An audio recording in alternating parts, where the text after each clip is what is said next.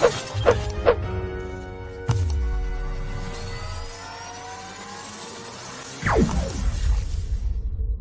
pemahaman, semua substansi atau semua nilai-nilai kehidupan yang beredar dari zaman dulu sampai nanti itu selalu ada dalam Al-Quran, dan itu terbagi dua selalu. Inilah ayat yang mau kita bahas ya. Ini buka surat Al-Hajj ya. Al-Hajj surat ke-22 ya, surat 22 kan? Ya. Ayat ke-18. A'udzubillahi minasyaitonirrajim. Bismillahirrahmanirrahim. A'udzubillahi minasyaitonirrajim juga enggak ada dalam Al-Quran itu. Ada enggak? Adanya kan perintah melindungi diri. Idza qara'tal Qur'an fasta'id billahi minasyaitonirrajim. Fasta'id ista'adza yasta'idu isti'adzan. Berarti kalau dia mau memerin perintah itu yang mengatakan sesat itu, berarti bacanya jadi bukannya a'udzubillahi minasyaitonirrajim, fasta'id billah. Jadi dia bacanya itu kalau pakai cara itu jadi ini nanti apa? Billahi minasyaitonirrajim gitu aja dia. Bisa jadi karena dia nggak mau merubah teks, nggak mau merubah bunyi, tapi dipotong ayatnya itu. Boleh jadi kan? Soalnya kan dari awal diskusi kelihatan. Salamun alaikum kata rabbukum dan seterusnya itu. Rabbana zalamna anfusana. Bismillahirrahmanirrahim. Saya lihat ayat Al-Quran semua ini. Tapi dikopel, potong-potong sama dia. Kayak sebelum itu ada konteksnya itu apa gitu di situ. Dipotong sama dia. Tapi bicara cara ya, kalau caranya seperti itu. Ada yang bisa dan ada yang tidak bisa gitu. Dengan cara seperti itu. Makanya saya mengeneralisir, maunya diskusi pakai bahasa Al-Quran. Jangan sampai merubah kontekstual gitu maksud saya. Bisa aja kalimat seperti itu, salamun alaikum dan seterusnya itu kita bantah. Pakai potongan ayat juga. Karena kan caranya seperti itu. Caranya hanya menyitir ayat-ayat Al-Quran. Walaupun dengan penggalan-penggalan gitu. Atau kopelan-kopelan. Dia aja tersinggung saya bilang kopelan. Kopelan itu potongan, sobekan gitu loh. Masa beda artinya dengan potongan gitu. Kenyataannya kan dia tuh memotong ayat. Ya saya juga bisa kalau kita mau berdiskusi secara begitu kita kasih aja ayat gitu. Misalnya tilka ayatul kitab. Itu adalah ayat kitab. Alladzina utu nasiban minal kitab yu'minuna bil jibti wa tagut dan seterusnya. Ujung-ujungnya nanti kan itu adalah bagian kitab yang mereka itu mendapatnya atau menerimanya itu sebagiannya lagi itu disikapi secara negatif. Jadi kufur sebagian, iman sebagian. Jadi potongan ayat yang saya ajukan bisa jadi bantahan terhadap potongan ayat yang diajukan. Ya saya nggak mau lah diskusi seperti itu. Masanya dia motong ayat, saya motong juga jadi bantahan. Sementara Al-Quran itu kan tidak saling bertentangan, ya kan? Begitu, saling menjelaskan. Kalau kita tidak paham kontekstualnya menjadi saling mengkontradiksikan. Itu yang bahaya, makanya saya nggak mau. Saya maunya selain Alkitab itu ada lagi Al-Hikmah dalam bentuk bahasa Al-Quran juga gitu. Jadi modelnya pemahaman atau pendapat tapi dikemas pakai bahasa Al-Quran yang standar tata bahasanya itu hanya berlaku di dalam Al-Quran gitu. Rupanya dia nggak bisa memenuhi, makanya saya nggak mau. Bahaya itu kalau diskusi kayak gitu. Kembali ke ayat ini ya. Alam taro annallaha yasjudu lahu man fis samawati wa man fil ardi. Ya kan, sampai situ dulu ya. Ini kalimat apa? Kalau dari awal itu ada a itu apakah? Berarti kalimat tanya. Itu kalau secara bahasa ini kalimat tanya, tetapi kalau substansinya, maksudnya itu sebuah pertanyaan itu tidak harus perlu dijawab karena maksudnya bukan memerlukan jawaban, tetapi bisa penegasan, bisa perintah, bisa larangan. Nanti lihat secara keseluruhan baru kelihatan nanti dia. Maksudnya bertanya itu apa gitu. Apakah tidak Anda melihat atau tidakkah Anda melihat bahwasanya Allah yasjudu itu dari sajadah yasjudu sujudan, bersujud atau tunduk atau patuh. Berarti di sini kata kerja ya, subjeknya non KPN. Ini keterangan tujuannya lahu. Ini itu merujuk lagi ke Allah. Jadi dalam bahasa Indonesia itu agak sulit ya. Kalau diterjemahkan sebagai kalimat aktif, maka untuk mudahnya menggunakan kalimat pasif ya. Jadi bahwa sesungguhnya Allah dipatuhi, ya, dipatuhi oleh siapa yang ada atau apa yang ada di semesta angkasa dan apa yang ada di permukaan bumi ini. Menurutnya, baginya gitu. Kalau diterjemahkan sebagai kalimat aktif sulit. Bahwa sesungguhnya Allah, apa yang ada di langit dan ada di bumi, bersujud kepadanya. Kan agak sulit, lebih sulit ya dipahami dibanding dengan bahwa sesungguhnya Allah dipatuhi gitu. Dipatuhi oleh apa yang ada di semesta angkasa dan apa yang ada di muka bumi ini gitu. Jadi di sini subjeknya yang mematuhi tadi itu terbagi dua di sini kan. Ada man fis samawati, ada juga yang man fil ardi, apa yang ada di langit dan apa yang ada di bumi. Nah, kalimat selanjutnya itu sebagai rinciannya ya. Rincian dari man fis samawati wa man fil ardi, yaitu makanya di sini yaitu di sini. Yaitu matahari, wal qamaru. Qamaru itu apa? Bulan ya. Bulan, wan nujumu, bintang kemintang karena ada jamak ya. Nah, sampai di sini ini dibaginya itu man fis samawati itu yaitu matahari, bulan, bintang kemintang. Yang man fil ardi itu wal jibalu, wasyajaru, wadawabu, wa katsirun minan nas. Sebagian besar atau kebanyakan dari manusia ya. Yang ada di bumi. Itu rinciannya itu. Nah, ini juga yang di bumi ini, wa katsirun haqqo alaihil azab. Sebaliknya, sini wa-nya itu sebaliknya. Sebaliknya, sebagian besar atau kebanyakan berlaku objektif. Haqqo ya huku, pasti nyata objektif ya. Kata kerjanya berlaku objektif, atasnya azab. Azab itu siksa atau azab sudah menjadi bahasa Indonesia ini. Azab. Nah, di sini kan terbagi dua ini manusia. Ada manusia yang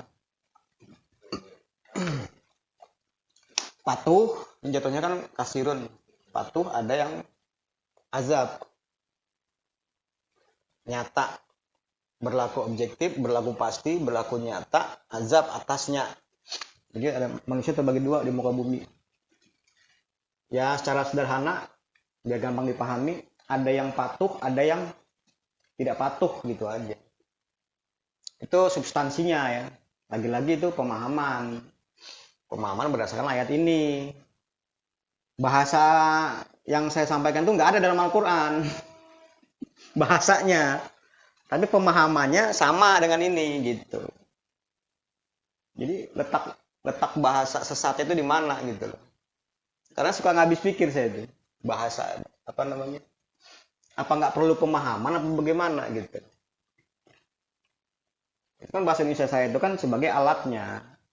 Kalau saya diem aja menyampaikannya diem begini gitu. Perlu pahami sendiri gitu. Orang nanti bingung. Oke lah itu. Orang nggak bingung. Tapi al-hikmahnya nggak berfungsi di situ. Pendapat. Sementara kan pemahamannya. Sementara Allah itu kan mengajarkan pemahaman. Lagi-lagi ya itu bahasa itu hanya alat. Bukti kalau kita paham bahasa Al-Quran itu apa ya? Kita latihan di sini kelihatan nanti.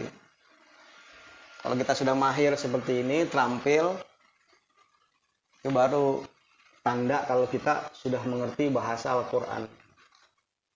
Kalimat selanjutnya apa ini? Ini ya. Waman yuhinillahu famalahu min mukrimin. Yaitu siapa yang Allah bikin hina. Nah, jadi yuhinu ini kalimat syarat ya.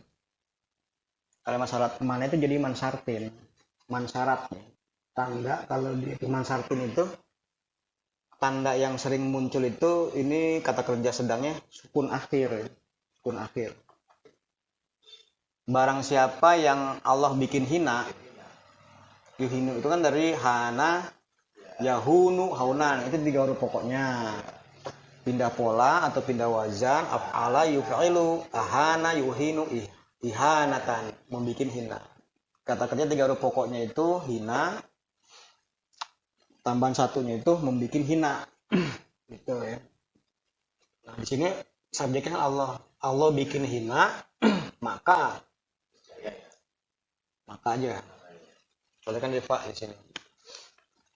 Famalahu min mukrimin, maka tidak ada baginya. Mukrimin itu dari karuma yakrumu karomatan, katanya mulia. Pindah pola akroma yukrimu ikroman, membikin mulia. Maka tidaklah atau tidak ada atau dia tidak punya, tidak ada baginya yang membikin mulia gitu. Kalimat terakhirnya innallaha yaf'alu ma yasha. Sesungguhnya Allah dengan rancangan dan kepastiannya berbuat apa yang Dia kehendaki. Allah menghendaki, ya kan di sini kan yang menghendaki Allah. Menghendaki ada manusia kasirun minanas, ada manusia yang kasirun haqqa alaihil azab. Kalau disambung dengan ayat lain yang faman syaa fal yu'min wa man syaa fal yakfur, itu kan yang menghendaki manusia. Siapa yang berkehendak, silakan dia kufur, iman, siapa yang berkehendak. Jadi manusia di sana kehendaknya, kalau ayat yang lain itu. Kalau di sini kan kehendaknya Allah semua. Jadi pada hakikatnya kan semua kehendak Allah atas kehendak manusia gitu. Poinnya di situ. Allah berbuat apa yang Dia kehendaki, yaitu berbuat patuh dan berbuat kufur atas kehendak manusia itu sendiri gitu. Artinya kalau dia berkehendak kufur, haqqo alaihil azab gitu. Jadi kembali secara pasti alam ya. Pasti alam itu di luar daripada alam pikir manusia ya. Alam pikir manusia itu kan abstrak, tidak kelihatan gitu. Tapi bisa dirasa. Bentuknya seperti apa? Nanti setelah dikemas dalam bahasa, dalam tulisan, baru kelihatan dia bentuknya. Wujudnya itu kelihatan, alam pikir itu. Jadi kalau pikiran itu, kalau orangnya, kita mau baca pikiran orang gitu, orangnya diem gitu. Nggak bisa, dia harus ngomong gitu. Minimal dia itu harus berbuat. Kita harus melihat. Harus ada yang kita tangkap sehari-hari kehidupan dia, praktek kehidupan dia itu sehari-hari. Atau kita baca berita-berita tentang dia. Lalu kita bisa tahu pikiran dia gitu. Karena kan pada dasarnya itu kan perbuatan itu pasti dari pikiran. Jadi dengan kita melihat perbuatan, otomatis kita mengetahui pikiran dia gitu. Dan keseluruhannya itu berdasarkan apa-apa yang sudah kita pahami dalam Al-Quran. Karena sebelum itu terjadi sudah ada konsepnya dalam Al-Quran, diciptakan oleh Allah ya ayat ini. Jadi alam semesta secara fisik di luar daripada pikiran ya, itu tunduk patuh ya. Kayak fisik manusia ini kan ada hubungan timbal balik antara organ tubuh sesuai dengan rancangan Allah, dan itu semua tunduk patuh geraknya itu menurut maunya Allah. Beda dengan budaya. Bud itu pikir ya, kalau kan dari istilah budin nih. Alam pikir atau pikiran atau budidaya. Budi itu pikiran, alam pikir. Nah, itulah yang nanti diajarkan oleh Allah gitu, melalui para rasulnya, Jibril kepada para rasulnya sampai ke kita. Itulah yang membuat pasti alam kita atau secara biologis kita tidak patuh karena dikendalikan oleh pikiran yang tidak patuh gitu. Sampai situ paham ya? Secara substansif ya, tetap ada yang sesat dan yang tidak sesat tuh dalam Al-Quran tuh ada gitu. Tetapi apanya gitu? Apanya yang bisa dimengerti itu sebagai hal yang sesat, menyesatkan gitu. Kalau bahasanya itu saya bingung juga. Itu kan sebagai alat aja itu. Bahasa selain Quran itu sesat gitu. Bagaimana bisa kalau itu bahasa tersebut substansi atau isinya atau maksudnya itu justru memudahkan manusia mencapai kemudahan memahami ayat Al-Quran. Kan kalau sesat itu kan pengertiannya belok gitu kan, kesasar ya. Seharusnya ke sana jadi kesasar ke sini gitu. Jadi kalau ada orang menggunakan bahasa sesat katanya kan, bahasa itu ditangkap oleh yang mau jalan ini, ditangkap gitu. Berarti dia bahasa itu membuat belok, membuat kesasar, nggak ada tujuan, itu baru sesat bahasa itu. Tapi kalau bahasanya itu secara substansifnya itu mengarahkan orang mempermudah ke tujuan yang benar, letak sesatnya di mana gitu. Makanya saya bilang kerdil amat kalau cuman frasa sunnah Rasul tidak ada dalam Al-Quran, sesat frasa sunnah Rasul. Bingung juga saya. Bingungnya bukan karena nggak bisa jawab, tapi saya cari jawabannya itu nggak ada gitu. Di mana letak sesatnya?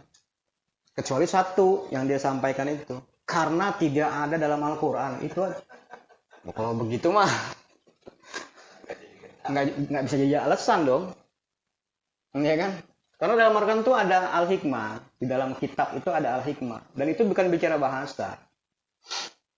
Dia bicara tentang pemahaman. Ini intinya harus bisa bedain antara makna atau pemahaman ya. Makna, pemahaman, nilai substansif, atau nilai substansi, esensi, itu sama aja itu.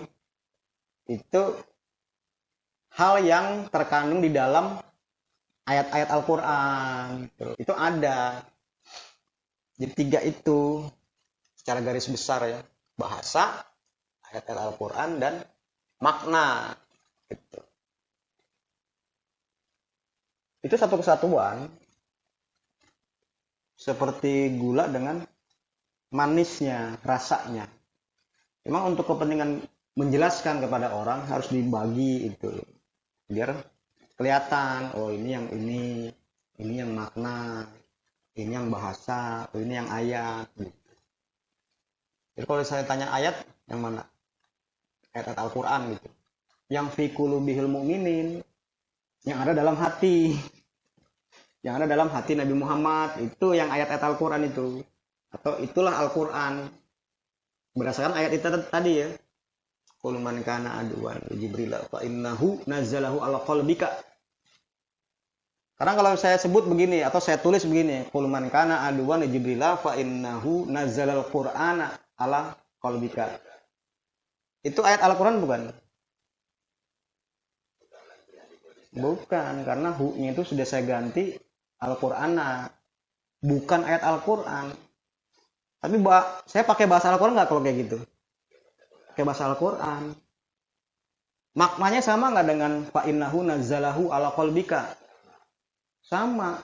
Sama dari mana? Letak samanya di mana? Hu-nya itu sama dengan Al-Quran. Redaksinya beda. Hu dengan Al-Quran. Tapi substansinya sama nggak? Maknanya sama. Atau maksudnya sama gitu. Kayak gitu kok ribet gitu loh. Bingung sih. Kayak, wah itu Al-Quran sesat. Harus dibedain gitu. Nggak ada habisnya itu diskusi dengan orang seperti itu tuh nggak ada habisnya. Karena basic pemahamannya itu sudah terpatri, ya pokoknya selain teks daripada ayat itu pokoknya sesat semua lah. Susah jadinya. Dia nggak bisa menjustifikasi di mana letak sesatnya gitu. Ditanya di mana letak sesat, nggak dijawab, ngeles. Karena nggak ada dalam Al-Quran. Nggak ada dalam Al-Quran itu tadi. Masa jawabannya cuma satu, nggak ada. Nggak ada dalam Al-Quran gitu. Yang mana yang ada dalam Al-Quran? Semua itu ada. Cuma dalam bentuk apanya gitu. Dalam bentuk ayat, makna, atau bahasanya. 3 itu. Yang jelas ada semua dalam Al-Quran. Tulisan begini nih, gunung. Ada nggak dalam Al-Quran ini? Nggak ada. Maknanya ada. Makna itu apa sih makna itu? Pemahaman, pengertian, arti gitu loh. Tulisannya nggak ada. Ayatnya pun nggak ada ini. Dia abstrak dalam Al-Quran itu. Tapi melekat gitu. Dia nggak bisa dipisahkan dengan istilah jibalu. Oke lah, lu bukan gunung ya. Ya apa coba kalau bukan gunung? Kalau misalnya ini tanah misalnya kan, alasannya apa, dasarnya apa, harus tahu, harus dijelaskan secara objektif alasannya, argumentasinya apa. Kalau ini bukan gunung gitu, secara bahasa dulu lah minimal. Jadi semua itu harus ada alasan argumentasi ya. Jangan bisa cuma ngeles tetapi tidak bisa menjawab. Kalaupun dijawab tidak sesuai dengan pertanyaan.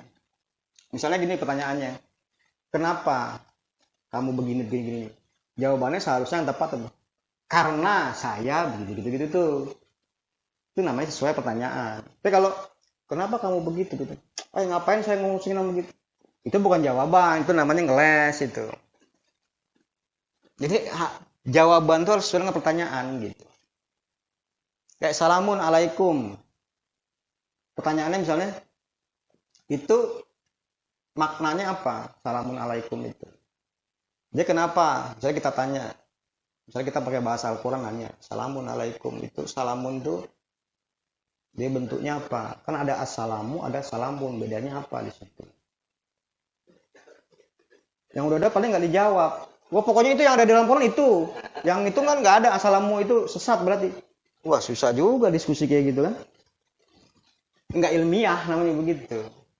Karena nggak menyertakan juga al-hikmahnya. Pemahamannya itu nggak disertakan. Itu tadi makanya nasibun minal kitab jatuhnya itu. Kalau saya bilang begitu nanti dikiranya nuduh lagi. Ya buktikan dong. Buktikan kalau dia itu punya pemahaman gitu. Pemahaman yang benar tapi ya. Kalau nggak begitu nanti bisa tertuduh ya, bukannya dituduh tapi tertuduh. Tertuduh sebagai orang-orang yang menerima hanya sebagian, yang sebagian lagi disikapi secara negatif. Saya rasa untuk itu clear ya ya nanti kurang lebihnya itu kan secara penjelasan aja itu. Nah kita sekarang latihan ya.